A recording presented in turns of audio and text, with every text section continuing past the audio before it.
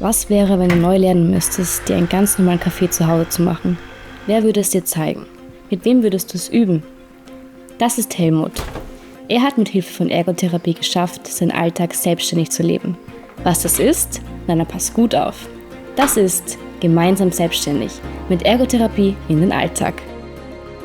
Ich heiße Helmut Schlögl, bin 39 Jahre alt und studiere Italienisch und Spanisch, bin vollständig blind und meine linke Hand ist nicht funktionsfähig. Ergotherapie ist für mich heute schon wahnsinnig nützlich, eben wegen der zweiten Behinderung mit der linken Hand. Für mich bedeutet Ergotherapie mehr Autonomie in allen Bereichen, wo man eigentlich 2 Hände bräuchte.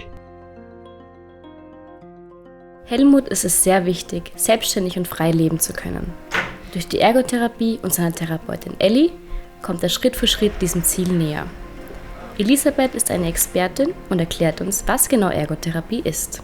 Hallo, mein Name ist Elisabeth Schwab, ich bin 29 Jahre alt und ich bin seit 2016 Ergotherapeutin, bin vorwiegend im Fachbereich Neurologie tätig und seit 2021 darf ich auch an der FH Joanneum mein Wissen teilen an Studierende. Ergotherapie ist ein sehr abwechslungsreiches, sehr breites Berufsbild, wo es wirklich Ziel ist, bedeutungsvolle Aktivitäten im täglichen Leben wieder durchführen zu können oder im besten Fall so weit wie es geht selbstständig durchführen zu können. Das Ganze sehe ich wirklich so als Weg, als Prozess mehr oder weniger. Da geht es ganz viel um Miteinander, da geht es auch ganz viel um diese therapeutische Beziehung, die man da auch aufbaut.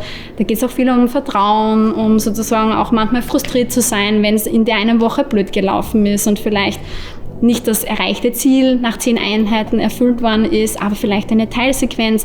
Also es ist wirklich ein Prozess, der dahinter steht.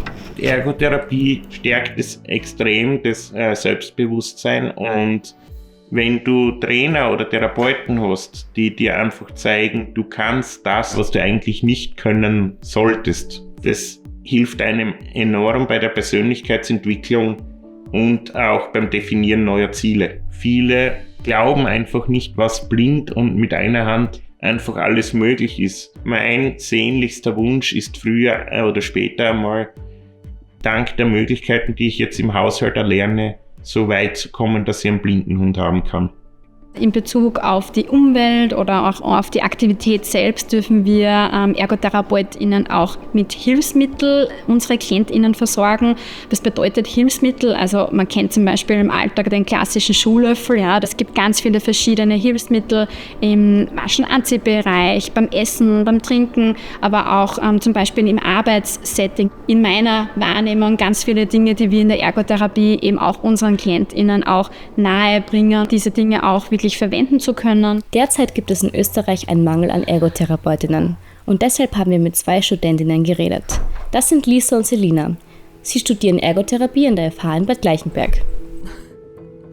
Ich bin die Lisa. Ich bin die Selina. Ich finde das Studium zur Ergotherapie mega cool. Also wirklich, ich bin so froh, dass ich das gefunden habe. Es gibt ganz viele positive Rückmeldungen, wenn man sagt, dass man Ergotherapie macht. Also das Studium gefällt mir sehr gut, weil es so alltagsbezogen ist. Ergotherapie ist ein Therapieberuf, wo man mit Menschen zusammenarbeitet, die eine körperliche oder psychische Beeinträchtigung haben. Man arbeitet mit den Menschen und unterstützt sie, ihren Alltag wieder selbst bewältigen zu können. Ich glaube, es ist ganz wichtig, dass man darüber aufklärt und dass Leute das wirklich verstehen, was es ist, und dann wird es auch gut akzeptiert und wertgeschätzt.